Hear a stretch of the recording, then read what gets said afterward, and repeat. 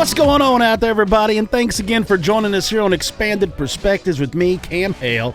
And as always, grinding it out over here, he's got pen, he's got paper, he's got computer, he's got tablet, and he's got LaCroix.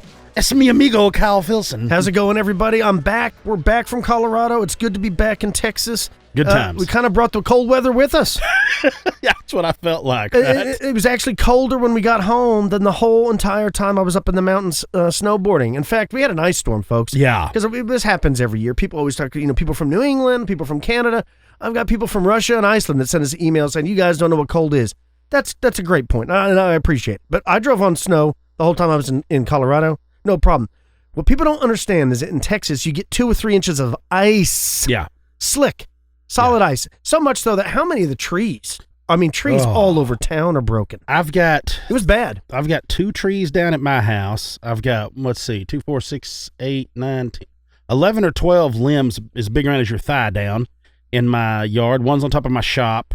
And that's just at my house. All the way down the road, my neighbors, all this stuff is just, everything's wiped out. And that's another deal, man. We've had so much stuff we've been trying to get done. We got to get some stuff done, some video stuff done. We lost power? Power's been out. We've had the guys get the power back on. We've had a lot of water issues that I've had to go out and deal with. It's been madness, but yeah. A train even derailed in town. Yeah, we had a train derail. And canceled school. Yeah. It's crazy. We had ice and train derailment. And everything was, it hit, literally, I left that morning coming home and it was right at freezing, 32. And I slid into the Big Tex in Amarillo because my wife and daughter had never been in there, and my daughter's little friend, and they had never been in there. So I said, all right, I'll stop and we'll go in there and get a steak or something. What's the big one, the 72 ounce? 72 ounce one, yeah. That's the one you have to try to eat. And you have to eat more than just that. You have to eat the sides and all that other stuff. The salad and the baked potato. Yeah. And we slid in there. When I got out of the car, it was 82 degrees in Amarillo when I got there. That's crazy. I was furious. So we got in. It was in the 80s. It was hot. I had just left the snow in the mountains. I was pissed. And then the very next day, the ice storm hits. It's literally like we had it hooked to us, man. And it was like when me and Kyle got home, we brought it with us. It hit it was horrible. They canceled school. I can't believe it, for ice. Never seen that happen before. Well, they've done it in the past, but here's what was funny was they were canceling it not so much for what was in town, but more for the ones that live kind of outside of town, because the roads weren't bad. The day that they canceled it for ice, I was out on it all day from about 7 that morning. The only thing that was bad was dragging limbs out of the road, watching limbs fall, and they fell for 2 days because what got it is it was also raining. Like I think we got 6 or 7 inches of rain. We needed the rain now because there was a bunch of wildfires around here, so we definitely needed that. It's been pretty wild weather-wise around here, but yeah, we had a great time. We had talked about it on the Elite Show too. We didn't get to do all the videoing and audio that we wanted to because when we got up there, like most of you know, and anybody that has a family, like Kyle and I was laughing about, you don't really get all the time you think you're going to have. Like we had it all put together, and then once you get everything squared away with the kids and you start going and doing, then you have lunch prepared or wherever you're going for that, then the next thing, like literally there was no way. That's what me and Kyle discussed, and we've talked about on the Elite Show. The only way we are ever going to be able to go and do something like that is if it's just you and I and all the gear, and that's it. We can't blend it together. It's just not going to happen. I was worn out just from snowboarding. Yeah. And it's not just the snowboarding myself, but keeping up with the Brud. Yeah. Jacob likes to snowboard. Caleb likes to ski. So obviously they both like different types of terrain. Jacob, because he's a snowboarder, hates the flat ground because you don't have to unstrap and walk the whole way, right? Caleb but likes the steep stuff. Caleb's the exact opposite. Caleb hates the steep stuff. He likes the flat stuff. So we always make a plan. Look, we're going to go down here. We're going to go down this. What happens inevitably? One boy goes one run, the other one goes the other. Takes me 20 minutes to herd them up then again. You got to find them again. Find them again at the bottom. You go up the chairlift, go, look, okay, that was fine. Don't do it again. What happens? Happens again. So literally all day long, you're like herding cats. Yeah. And then they're fighting. Somebody touched me. Somebody looked at me. Somebody hit me with a snowball. One of them was pissed because they got hit with a snowball. I'm like, that's what you do. That's what you do when you come out here. You throw snowballs at each other. You snowboard, you ski, you jump stuff. You call each other names. You make fun of each other. That's what it's about. That's what you're doing. You're bonding. Trust me, you're bonding. Yeah. So after a full day of that, then the wife, of course, didn't go on the slope. She stayed at home with Luke. And so when you get home, now she wants to do stuff because she's been cooped up the whole day. She's like, well, let's go to town. We're going to go to the hot springs. Yep. We're going to go eat. I want to go to look at this candy shop. And you're like, okay. So snowmobiles. Next time, by the time you're like, it's 9 o'clock, you're Yeah. like, well, we got to get up and be at the lifts at 8 in the morning tomorrow. Yep. Day's over. Well, next thing you know, it's 3 days later, and you're like, yeah, Cam, guess what? We're not recording Yeah, shit. guess what? We kind of did all. It was so bad that my family's going and doing stuff, his family's going and doing stuff, and at night, whenever the UFC was on, Kyle and I are texting each other just like we do pretty much here. It was exactly the It same. was exactly the same. There was one discrepancy, and that was in the town of Pagosa Springs, there's dispensaries. Yeah, that is. It was crazy, right? And it was an interesting look at what that's really like. I mean, I know it's been there for a couple of years now, legal, but I've never really walked into one. Yeah. And it was a bizarre feeling. It's like going into a Walgreens. I love to go in there. I can't because I get randomly drug tested at work, but I love going into them. I get cool. a kick out of it, man. It's just like I told you, it's one of those things you feel like you're in a bar during Prohibition. Do you think that you would make a good bud tender?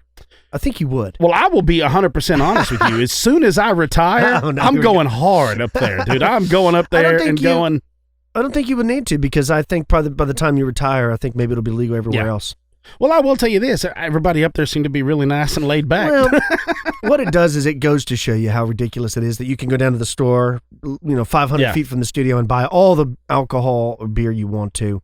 A bottle of Tylenol if you feel like it. Yeah, but you can't. But you purchase can't go certain buy things the like that. gummies, or you can't go buy cookies They or have a everything. chocolate bar or like espresso drinks or. They had like some Hard Rock candies, pretty good.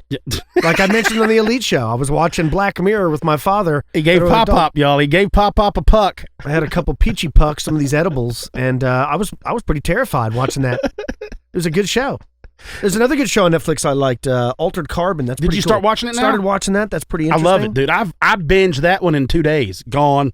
I ran through it. Oh wow! See, I didn't do that. Yeah, yet. dude, But, I can't help it. I love that's a great. And I've been watching the Frankenstein Chronicles. Oh, It's pretty cool. It got Sean Bean in it. have Pretty to jam check up. that Pretty out. jam up. I got y'all something. yeah. Let's do it. Let's fire this thing up. You want to talk about fun? Kyle and I have been discussing at length all the time. Usually, our conversations end up coming back to what's been sighted in Chicago. This black phantom flying humanoid. It always seems to come up, and it doesn't matter what we're discussing. It really doesn't matter. It ends up coming full circle. One of us will bring it up. Like, what could it possibly be? Well, this just got posted over the weekend, and I thought this was interesting because Lon shared this on Phantoms and Monsters, but he was talking about this actually came from a YouTube comment, which is cool because we have some really good YouTube comments too at times where people will share their stories. But this happened back around 2005, and I like this. This is a gargoyle encounter that took place in Nevada. And it says that this is the first time I've ever heard reports of these gargoyles. That's what the person writes. It says, I saw one back around 2005. I was walking on my grandmother's ranch in rural Nevada. We had no security lights on the property, so I carried a high-powered flashlight with me. And I felt a sudden compulsion to turn my head to my front right. And in the beam of the flashlight, in front of my grandmother's chicken coop at about 15 feet from me, was an entity. This entity was about 7 feet tall. Jeez. And it had its back to me. It halfway turned and looked over its left shoulder at me. Turned enough that I could see it was definitely male.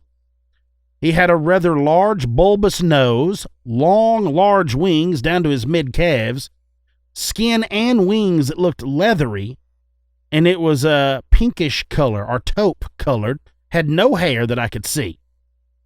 He was very thin, almost skeletal in appearance, with some sort of bony protrusions extending from its shoulders.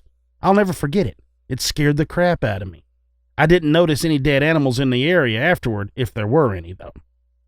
So that was the encounter. Saw it, and that was it. They don't go into if it flew off. I'm assuming that the person writing this turned and ran. More than likely is what happened. I don't think I would ever be the same. Now, we've brought up owls. You don't mistake an owl for something like that. When No. you're 15 feet from it with a light on it, and that's what you see, an owl, I don't care. It's not gonna look like an emaciated man. No. It's 7 feet tall. Yeah, right. I wonder if it's the wings that give you the appearance of something bigger. You know how sometimes they'll put them up, like you'll see like a buzzard or something, or even when they get their wings and they're flapping in the morning, stretching, and it makes them look so much bigger. Now, no, I've never seen a turkey went, oh, he's 6 foot tall, whenever he's not. But Right. I'm just wondering, at that distance, you're caught off guard. would something, maybe it's not 7, maybe it's only 6, but the way the wings But still, come above its head, say it's 5 foot, but if the wings are 2 foot above it, it's still going to give you the appearance of something massive. still doesn't explain, even if it's 4 No. foot, what the heck is Yeah, that? it doesn't explain what it could possibly be. Not Right? even close. Well, speaking of cryptids, a California woman who says she saw Bigfoot is actually suing the state's Department of Fish and I Wildlife saw this. and the state's Natural Resources Agency for failing to keep citizens safe from the Sasquatch scourge. Now, the Riverside Press-Enterprise reports that Claudia Ackley of Crestline filed the lawsuit in San Bernardino Superior Court on January 18th, spurred by her alleged encounter with multiple Sasquatches. Now, Ackley, who is described as a Bigfoot enthusiast and researcher, says she and her daughter saw 3 Sasquatches on a dusk hike at Lake Arrowhead last year.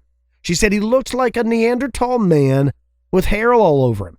Ackley told the Press-Enterprise he had solid black eyes. He had no expression on his face at all. He did not show his teeth. He just stared at the 3 of us. Now, park rangers assured the Ackleys that they'd probably seen a family of bears, an explanation which Ackley didn't much care for. She says she filed the lawsuit because people are totally vulnerable to these things due to the state's failure to recognize the Bigfoot threat. Now, the lawsuit alleges that the California Department of Fish and Wildlife and the state's Natural Resources Agency have been derelict in their duty by not acknowledging the existence of Sasquatch as a species, despite a mountain of documented and scientific evidence, and it has had a chilling effect on the study of the Sasquatch, considered illegitimate and regulated to the category of paranormal research. Now, it says, unsurprisingly, the Fish and Wildlife spokesperson said that the agency does not recognize Bigfoot as a real species. Neither Fish and Wildlife nor the Natural Resources Agency can comment on the case due to pending litigation. Now, Ackley is being supported in her suit by several other big figures in the Bigfoot community, one of those being Todd Standing. Now, the pair plan to present fingerprint and DNA evidence in the case, and they're really, really confident. Todd Standing said that if this goes to court, we will win easily. It's not a joke. The best wilderness experts in the world are coming out to testify. It's amazing. So who knew that you could sue the California Department of Fish and Wildlife because they don't acknowledge Bigfoot as a real species? I mean, how does that work? I'm not familiar with the law. Well, why would you force them to acknowledge it if you don't have proof, definitive proof of it? I have no idea. What do you hope to gain? I don't know. I mean, I understand what they're trying to do, I guess, is maybe there's a couple of different things. I guess you would either try to have a government office or entity agree that, yeah, I guess there is a chance it could be out there, and then somebody could go crazy and go, see, they know it's out there, this, that, and the other. Or they're doing it, like we've said, for the safety of this alleged creature out there. The only way that, and you and I have discussed this to no end, the only way to prove is to have a body. Yeah. That's going to be the only way that it's ever going to be taken serious, is if they kill one and bring it in. That's it. Yeah, I agree with you. Well, we had a very interesting interview, and on today's show, we sat down and talked with the boys from the 7 Ages podcast. Now, if you don't know who they are, the 7 Ages Research Associates are a team of independent scholars who focus on areas of history, archaeology, science, and culture, with an emphasis on providing educational material on historical subjects, in addition to working to unify the collective goals of professional academics with that of amateurs, enthusiasts, and collectors. They're an experienced team with backgrounds in history, archaeology, geology, environmental science, and media production. And when I say they, I'm talking about James Waldo, Jason Pentrail, and the man that needs no introduction, Micah Hanks. Now, you're probably asking yourself, well, who are these guys? Well, James Waldo is a professional geologist. His professional experience as a scientist has been over the last 20 years and is largely in the environmental field, related to both private and government sectors. James is also a retired member of the military, having served 30 years with the U.S. Army and a combination of active duty, and as a reservist in various places from around the globe. Now, during his time, James held a number of different positions in the field of communications as a combat engineer, ultimately retiring at the rank of major. Now, Jason Pentrail is also a researcher, writer, and podcaster. Jason focuses on the study of the ancient people of the Americas, as well as subsequent cultures that settled there. Jason also likes to study extinct marine species of the southeastern United States, a subject he has studied and has been an educator on and taught for decades. Now, Jason actually sent us a petrified megalodon tooth years ago, and I find that kind of stuff fascinating. He holds an undergraduate degree in environmental science and a master's in environmental management and has worked in various environmental science disciplines over the last 7 years with a focus on marine science and conservation. His environmental knowledge, combined with his love for archaeology, anthropology, and cultural studies, provides a unique set of skills when researching and conducting field surveys at these excavations. And of course, Micah Hanks. Now, if you're unfamiliar with Micah, or perhaps this is your first time ever listening to this show, he's a writer, a podcaster, and researcher whose interest covers a variety of subjects. His areas of focus include history, science, philosophy, current events, cultural studies, technology, unexplained phenomenon, and the ways the future of humankind may be influenced by science and innovation in the coming decades. Now, starting in 2016, he began working closely with members of the archaeological community in the southeastern United States in his effort to understand relationships between North American inhabitants during the Paleo-Indian period and the climate changes that were occurring toward the end of the last ice age. Micah has appeared on numerous television shows and radio programs, including CNN Radio, Coast to Coast AM with George Norrie, History Channel's Guts and Bolts, and many, many others. He's lectured on a variety of subjects, and he's written a handful of books, and he's also the host of the Seven Ages podcast, Middle Theory, and, of course, the Graylian Report. Now, these guys are doing a fantastic job with their research, and they're a new podcast, and we had a great time. We talked about the Younger Dryas. You know, this is a slight warming period that was followed by an abrupt cooling period, a mini ice age, if you will, that occurred roughly 12,800 to 11,500 years ago. We talked about the large black mat layer that's found all over the world, and a little about the Clovis culture. So if you like ancient history, archaeology, and cataclysms, ancient cataclysms, then you're going to like today's show. So let's get into it. Let's take a break. You're listening to Expanded Perspectives. All right, folks, we got a special edition of Expanded Perspectives today. Last week we had a guy that had a podcast on about ghosts, and today we're going to have a fella on that we've had on a few times, along with two other ones, and we're going to be talking about archaeology and what they're working on over there on their podcast called The Seven Ages. I'm talking about Micah Hanks, Jason Pentrell, and James Waldo. Hello, gentlemen. Good evening. How goes it?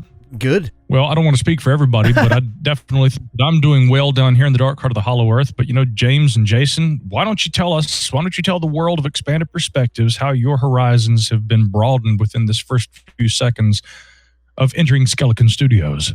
Well, so far, so good. So let's not try not to screw it up. Perfect. I've never been to Texas before, so that's cool. Well, we're glad to have you here with us today. I want to say I've been looking at some of the stuff you guys have been doing. Recently, you were in Greenville, North Carolina. Is that correct? At an artifact show? Yes, that's correct. Yeah, we just went up there to kind of hang out a little bit, meet some people. We had a few people that were going to meet us there just to discuss some of the different archaeological opportunities in the area, check out some of the artifacts that they had, and just try to learn a few things while we were there. Ended up being a really good experience for everybody. And I think overall it went really well. It gave us some good exposure, and we've had a really good interaction with everybody so far at that show and the other one that we were at just a couple of days before down in Augusta, Georgia. Man, I saw some of the photographs on there. That's pretty interesting. Can you tell us what Seven Ages is all about? What are you guys working on? What are you going to be exploring? And what got all this going? How did this come together, the three of y'all? It couldn't have been Micah heading this whole thing up. Come on now. See, there you go, guys. Well, I mean, in truth, I think we all have that long-term plan in the back of our minds. I mean, I'm speaking not just for my teammates and I, but I'm speaking for people in general.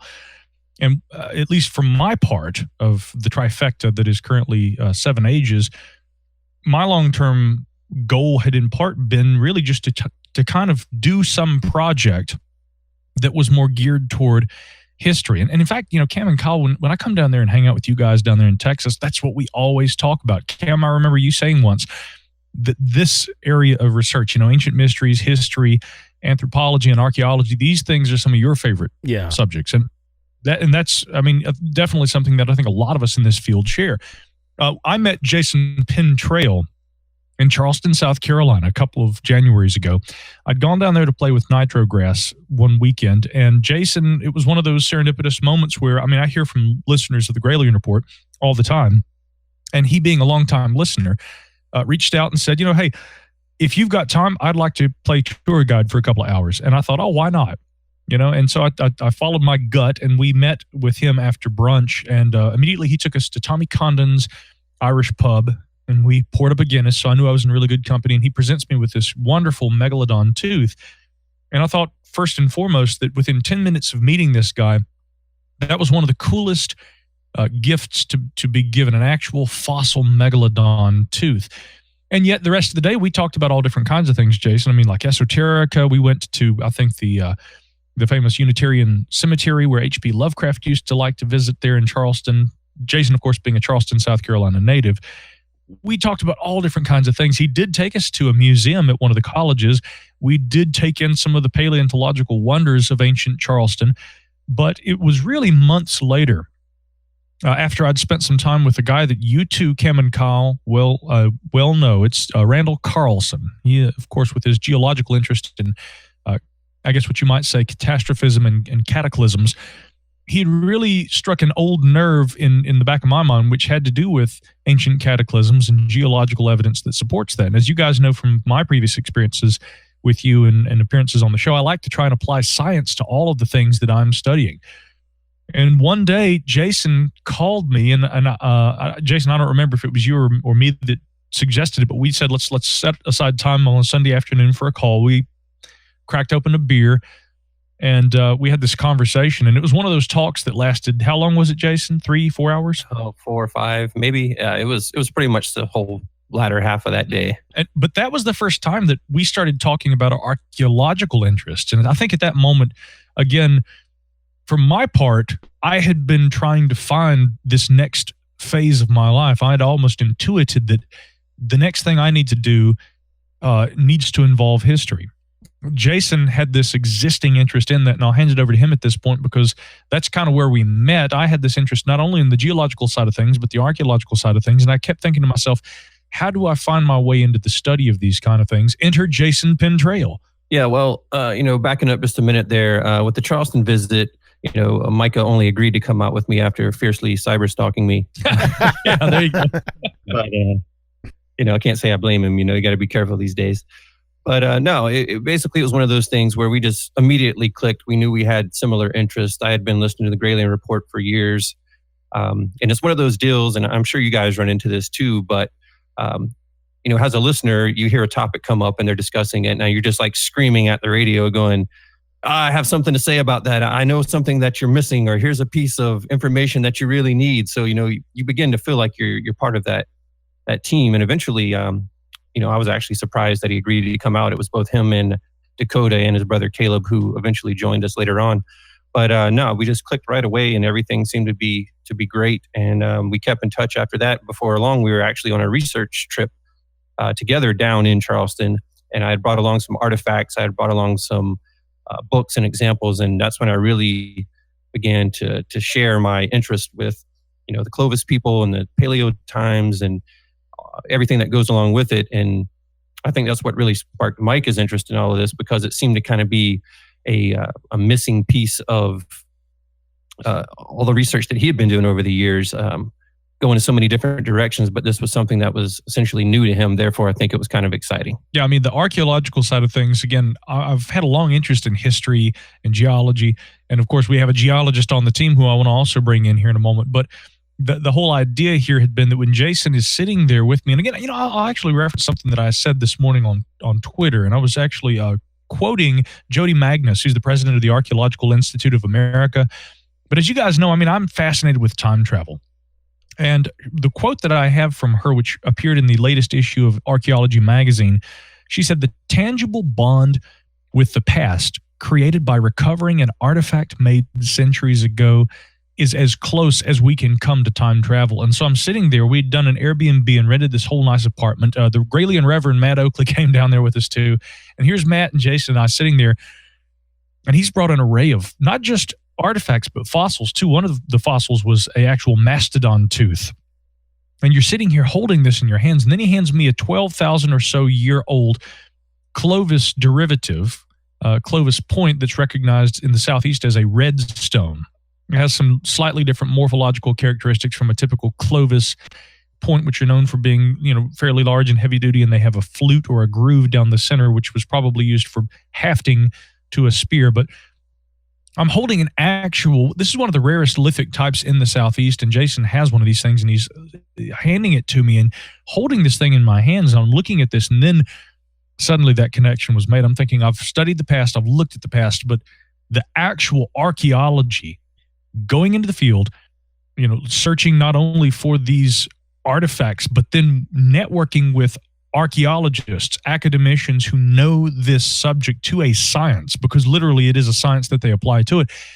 This is the missing piece. And yeah, you're dang right. At that point, I became very interested in archaeology. But around that same time on the program, I'd been talking about another long-held passion of mine, long delay echoes. And this gentleman who has a very surprising pedigree, it came later to pass. I would find out about this. This gentleman, James Waldo, starts interacting with me first on Twitter, and then he takes some time to send me an email. I read James's email on the Graylian, and he was like, "Oh, I didn't expect you to read my email." But the thing that immediately struck me is, again, a science-minded guy who's interested in anomalies. And so James and I kind of struck up a correspondence, and he was commenting on things that Jason and I were talking about, because after meeting Jason, I brought him on the Graylian report to discuss megalodons and ancient sea monsters.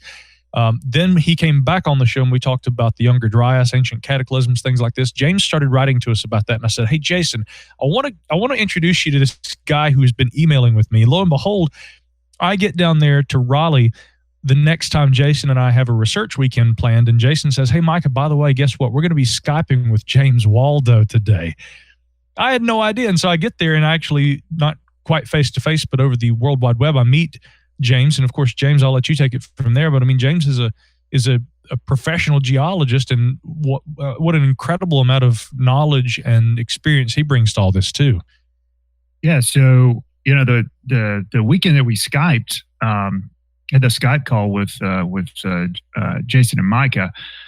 We've been talking about this Younger Dryas event, which I'm sure we'll probably talk about a little bit later in the show. But anyway, long story short, there was an excavation in my neighborhood, and I thought that I had maybe found the Younger Dryas layer here in the sediment where I'm at now. And I live in Savannah, Georgia now. So I collected some samples out of it, and I sent it up there to those guys, and kept some back. And then we just basically, the Skype call was just us kind of analyzing those samples and checking for these magnetic or metallic microspherules, if I can get it out tonight. And then we just sat and talked, and then had a pretty good call. I think we're probably on the Skype call about 3 hours or so. And then I don't know much longer it was after that, maybe a month or so. Jason was like, "Hey, you want to come to Charleston, in a couple of weekends and hang out?" I was like, "Yeah, sure." So my wife and I went up, and we stayed the weekend and met up with these guys and had a good time. And that was about a year ago. And then it just sort of went from there. And then, we correspond all the time. And then the Seven Ages project has kind of been on the back burner, and it was sort of working its way to the forefront. And I didn't really know that much about it. It was definitely a Jason and Micah project. And originally they said, "Hey, we're going to do this thing. And, do you want to come on the show occasionally as a guest host or whatever?" And I said, "Sure, that sounds cool. Anytime you can have a podcast where you can come on and talk about science and just, cool things I'm like, sure. I'm not doing anything like that. I listened to a lot of podcasts, but I didn't really have any interest at the time at personally doing a podcast. But that sort of changed over time, and I ended up buying a bunch of gear. And then these guys said, "Hey," it just sort of happened so fast that this Seven Ages thing just manifested itself. And all of a sudden, all three of us are, we're doing the show together.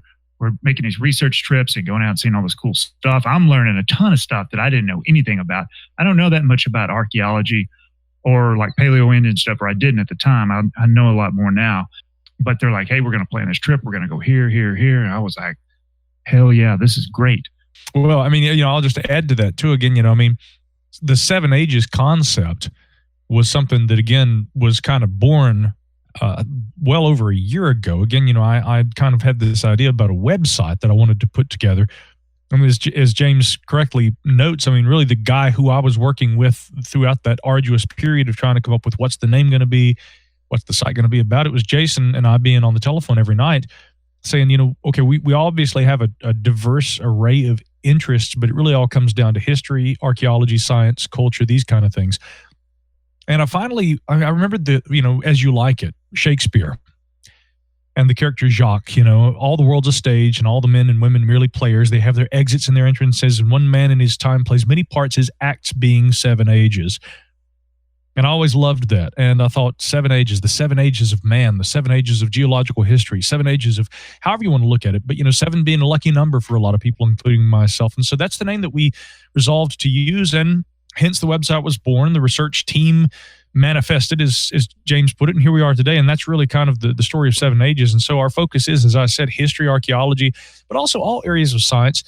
Culture. We enjoy sitting down in a tavern, having a delicious brew and, talking about all these things that we love. But fundamentally, really, I think it is trying to unravel things about the past that we collectively as a team are trying to do. Well, that's great. Now that we got you all here, I'm fascinated. I think a lot of the listeners of the show are also fascinated by the past. So let's jump in. Let's start out. I want to pick your brain about this. And if you don't mind, tell our listeners a little bit more about it. Specifically, the rapid cooling in the late Pleistocene, that was followed closely on the heels of an abrupt warming period, only lasted about 1,300 years. Known as the Younger Dryas, this black matte layer that they're finding in the ground. What can you tell people about the Younger Dryas? Hey, let's defer to our geologist for this one. Okay, I'll swing the bat at this thing. So, about 12,700 or 800 years ago, we had been coming out of the last great glaciation, our glacial maximum. That ice age lasted about 100,000 years or so. So for whatever reason, we're not 100% sure, but the Earth was starting to warm up. We're coming out of the ice age, glaciers are starting to melt, sea levels are coming up. And then suddenly, and we've learned this from climate proxies and a lot of data. We know that the world suddenly cooled back off. And for the longest time, we weren't really sure why. But we knew that there was a lot of things that happened during that time. And besides the Earth cooling off, there was a reduction in megafauna in North America and really worldwide. And I'm talking about mammoths and mastodons and short-faced bears, saber-toothed tigers, all those things that we don't have anymore that we know about. They died off. Didn't know why.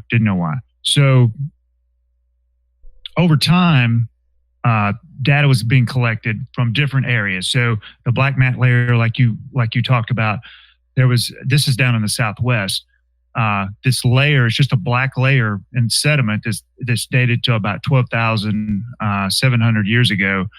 They weren't really sure what the cause, how did this get here? So it had some different constituents in it that sort of could be interpreted as possibly extraterrestrial impact, like a comet or a meteor, but we didn't have enough data. So over time, I guess I'll make a long story short, this black matte layer, some of it was an algal layer, which it basically means algae. This black, that was the black part of it. So that was from like a lot of rain and just a lot of, I guess, moisture in general, really. Yeah, it was just like a long interval of just cold, dark, wet weather. And it caused algae to just form in pools all over the place. I mean, widespread. We're talking about continent-wide, or most continent-wide.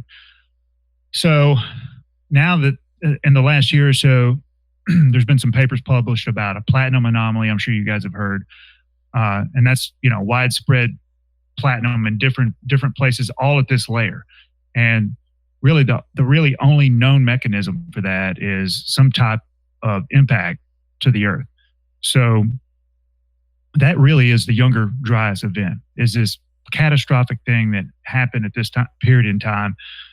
If you have a big enough impact, you can really, it's almost like the nuclear winter scenario. So you get so much stuff in the atmosphere, blocks the sunlight out, cools the Earth back off, kicks us back towards ice age conditions for another couple of thousand years. And then whatever processes that cause the Earth to come out of the ice age finally build up enough momentum and bring us all the way out.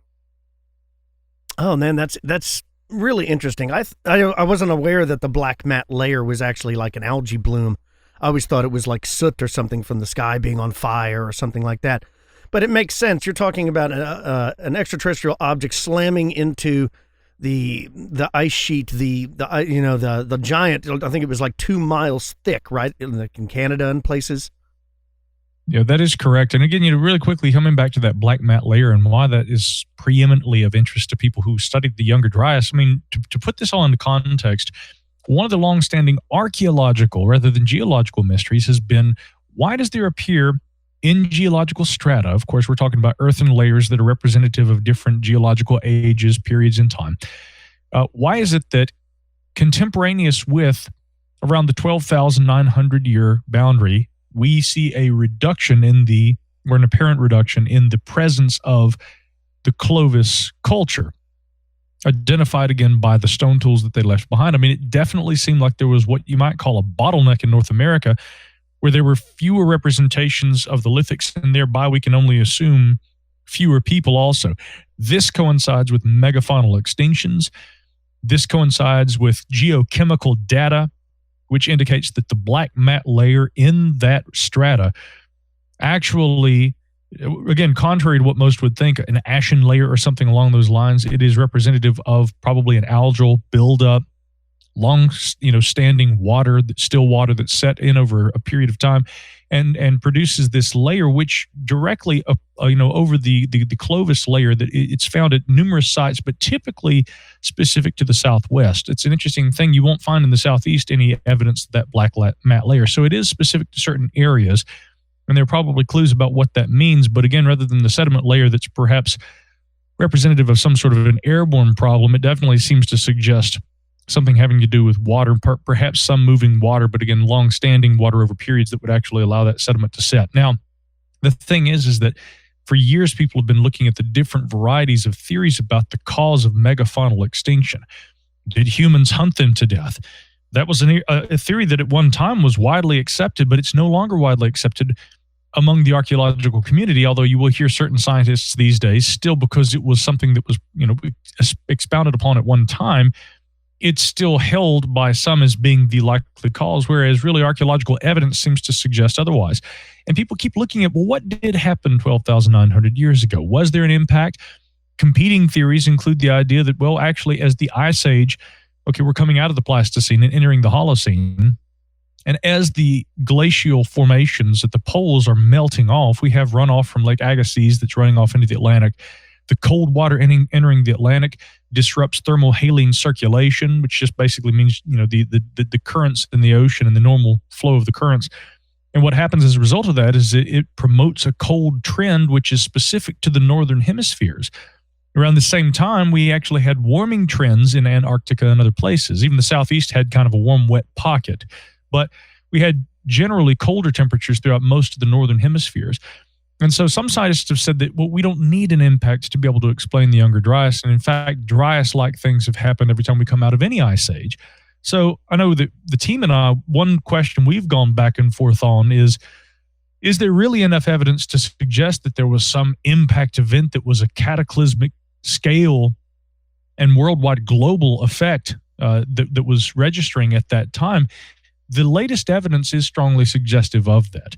I probably can't say too much right now, but I know that Jason and I, we had a wonderful conversation with a geologist a few months ago who gave us some perspectives on things, and this was strongly in support of an impact. But as James mentioned, the most recent paper that suggests this, actually there are plenty others that are more recent, but the one that suggests an extraterrestrial impact, as he noted, was a platinum layer.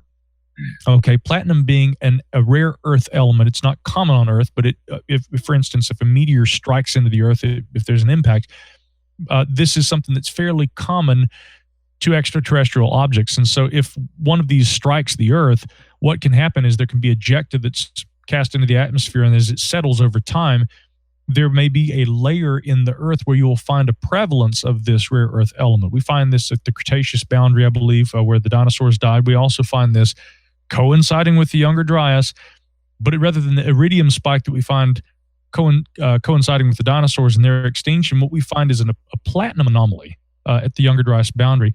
And there are plenty of proxies, ice core data, earthen layer sediments on land, and other areas that seem to strongly support this. So the question is, Does it, like we now recognize as being the cause of the extinction of the dinosaurs, does that represent on a smaller scale the extinction of megafauna? And yes, does the Younger Dryas represent a comet or other space object impacting somewhere in the northern hemisphere? Right, and that's what's kind of confusing, right? Is because like an asteroid is mostly made of ice, therefore a crater or something wouldn't have been found because it hit the ice sheet up in North America, whereas a meteor is mostly made of metal, like you're talking about platinum and stuff.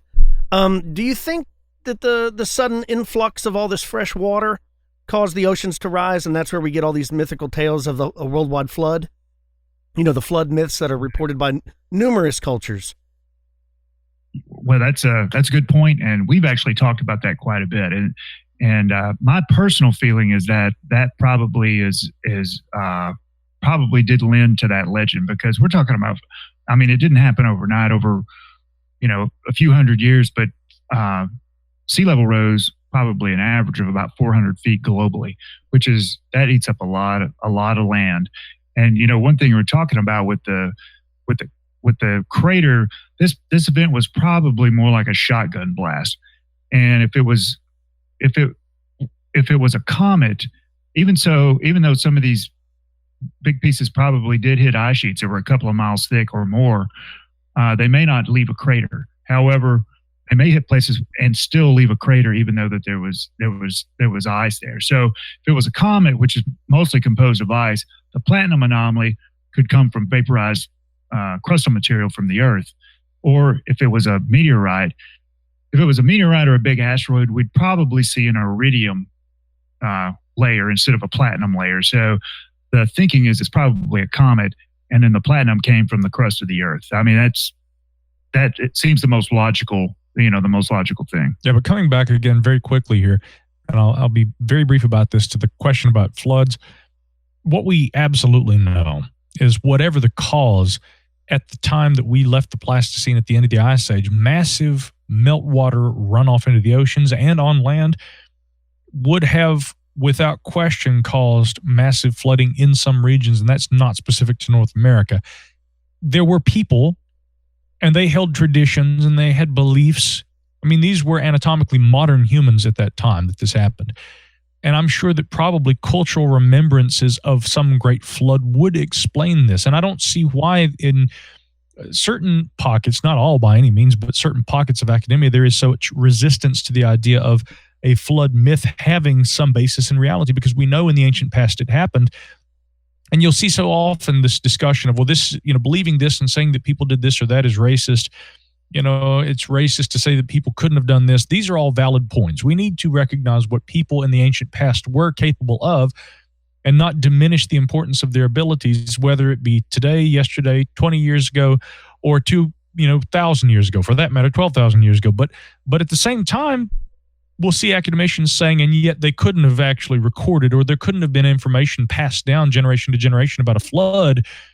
Why can we say on one hand that people absolutely did this and they were absolutely capable of this, and we don't have to go to crazy fringe theories to explain it? Well, but then we can't say that they would carry on traditions, verbal, oral traditions about this experience. So yeah, Kyle, to answer your question, I absolutely think that there's geological evidence supporting what would have been wide-scale flooding. And yes, there were people who were present on Earth. Perhaps they did carry those stories on. It's not impossible. Well, and we keep going back to the older people, the ancients people and all. And I guess I'll tell you, since we're going to get everybody going, I'm going to throw this to Jason. Jason, explain, if you can, to people that aren't familiar with the Clovis culture, who they were. What kind of got the ball rolling with them?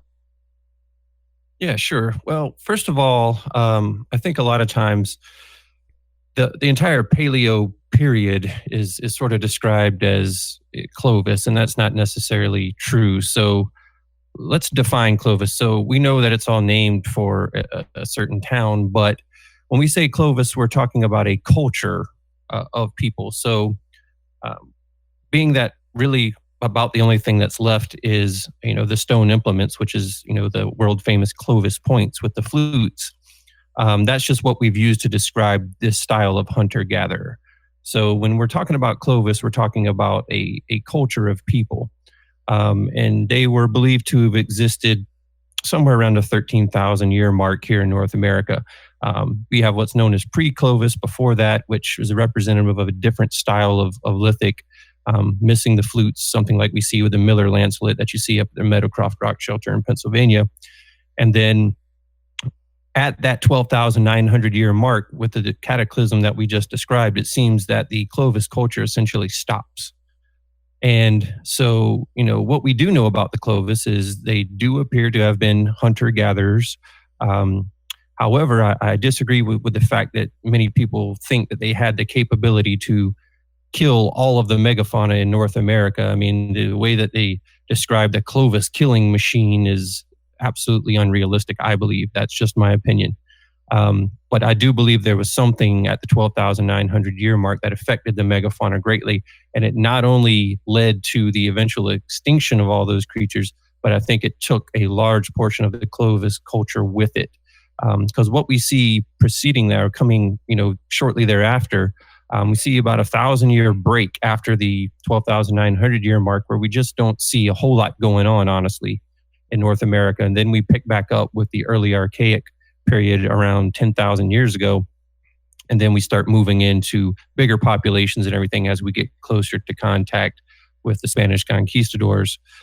So as far as the Clovis themselves go, they were this group of what appear to be advanced hunter-gatherers who had a very, what we consider high technology as far as lithics go, because even modern day flint knappers, if you're not familiar with, if the listeners aren't familiar with that term, flint knapping is the art of turning stone into a knife or a projectile point by using natural materials.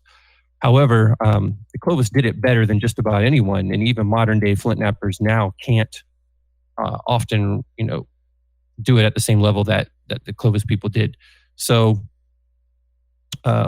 ancient, highly advanced, technical hunter-gatherers is what you should think of the Clovis as. And I love the fact that you brought up how hard it was to nap that, because I know it's been often debated, and I believe it was even last year that Kent University actually was debating it, because I've always been a big fan of course, everybody that listens knows I'm a big archery junkie, but I've always been a big fan of napping and of flint heads. And it was wild to me, knowing how long it takes to nap an arrowhead, that Clovis point could be quickly destroyed just trying to put the flute in the back. And there's guys online that you'll see have jigs built out of 2x4s and the pressure tips, and they'll put their Clovis point and to try to get it to get one pure shard off to make that fluted point, when you have to imagine that these people were all doing it with basically what they could gather up back then. It's a very, very impressive thing, and lots of trial and error to get those points as, I guess, as efficient as they were. To me, it's one of those things that's what I've always admired the most about those ancient points. And it's ones that once you know what you're looking at, you can pick them out of a lineup from a mile away. You just know instantly what those were. For people that are interested and want to follow Seven Ages, the podcast, the website, tell people how to follow you, where to listen. Yeah, just head on over to sevenages.org. That's the website. From that website, you'll not only be able to see some video that we filmed this weekend at the Greenville Artifact Show, where we were podcasting and filming live from the event, but we've also got video interviews that are linked over there at the video tab on the toolbar. You'll see the complete interview that we did with Dr. James Adavasio, who excavated the Meadowcroft Rock Shelter. We've got articles that are written by we three, and in the future, we hope to get some articles by some other fine folks and contributors. And of course, we've got the podcast. I mean, what would we be without a podcast? That is the way. I literally wrote the book on podcasting, right? So we figured we have to do one of these also. And so every 2 weeks, although sometimes depending on the month, we might get one or two more out based on our schedules and everything, but it's the Seven Ages audio journal. You can find links to subscribe to that podcast and all the episodes right there at sevenages.org. It is available on iTunes, on Google Play, and all popular pod-catching clients. So do download the Seven Ages audio journal, where we have some really great interviews, some incredible discussions. We talk about everything from ancient Egypt to Native American. And also, I think on an upcoming episode, just to show you that we don't just deal with ancient history, we've talked about Charles Manson. We're going to be talking a good bit in a coming episode about Nikola Tesla and Thomas Edison. So, I mean, these are all things that we discuss and that we all share interest in. I think that I speak for Jason and James when I say that it's really all areas of history that fascinate us. We want to do a podcast that looks at the unique bits, the odd bits of history, and we put all that together in the 7 Ages Audio Journal. So a lot of great, free, fun content there at 7ages.org. Definitely head over, check it out. And if you like what you hear, email us. We've got our email addresses, very easy to find us, Jason, James, and Micah at 7ages.org. Just put our name at 7ages.org. You can email us, and of course, let us know what you think about everything. And don't forget social media too, Twitter, Instagram, all that junk, Facebook. You'll find 7 Ages Research in all those formats. Very interesting. Well, James, Jason, Micah, thank you so much for coming on the show today. And we're back with Expanded Perspectives. That's an interesting chat. In the beginning, I think we did far more shows on ancient history, stuff like that, and we kind of got mixed up in the cryptozoology and stuff for a while, and then legends and stories of others, and through paranormal things, other paranormal things. But at the end of the day, I still find ancient history very exciting, archaeology very exciting. I'm really, the Younger Dryas is a mystery to me, and I wasn't very familiar with it all until I read about Fingerprints of the Gods by Graham Hancock, and then the work that Randall Carlson has come to do, and I've seen both of them interviewed on the Joe Rogan show, and if you watch the video of those interviews, not just listen to them through iTunes or something, or now it's called Apple Podcasts. You realize that they don't call it. If you're listening to podcasts, they don't say on iTunes anymore. It's called Apple Podcasts. No, I didn't know that. Yeah, I didn't either. When did the hashtag change from the pound symbol? Because when I was a kid, it was a pound symbol. Yeah. But if you watch some of those interviews with Randall and Graham, they have a bunch of slides prepared that who's Randall's assistant, Cameron. I think helps him take the photographs, and Graham's wife takes pictures. But anyways, when you listen to the stories of this cataclysm, this major flood, and you look at the earth, you look at the dirt, the canyons that are carved by these massive sheets of lakes, I guess, that are instantly thawing out, fresh water. And they're just, I was never taught this as a kid, but when you look at the pictures and you see the ripples, it makes perfect sense. That's what happened. I don't see how there's any argument in it. And then it was nice to learn about the large black mat layer. I always thought the black mat layer was like soot from something burning in the atmosphere. But it turns out, as Waldo pointed out, that it's like bacteria and stuff in the air. So it's very interesting. You can learn. I would like to learn more about it. I'm going to get into that. We have a meeting, I think, coming up with Randall Carlson. And I would love to pick his brain about it. We need to get him on. It's been almost 3 years, I think, since we've talked about having him on, but have never. It's one of those deals where you're like, yeah, and then you look up and it's 8 months have gone by. Yeah, that's true. But he's a very interesting guy, and we need to have him on to talk more about this Younger Dryas area. Of course, I'd like to get Graham Hancock, but he's not an easy fella to get a hold of, especially when he had his health problems a couple months ago. We could probably get him. It's just going to take a little more work. Yeah. To get him to see it, because I don't know how much he's going and doing, but I do know that he's coming back to the States because he's working on a book about what possible ancient civilizations could have been here in North America. Oh, really? Around those times, yeah. So that's going to be something that we might be able to get him to come back in. And it was an interesting talk. You were talking about the Clovis points and things like that. I love that type of stuff because you sit there and you go back in time in your mind and you try to imagine what it was like.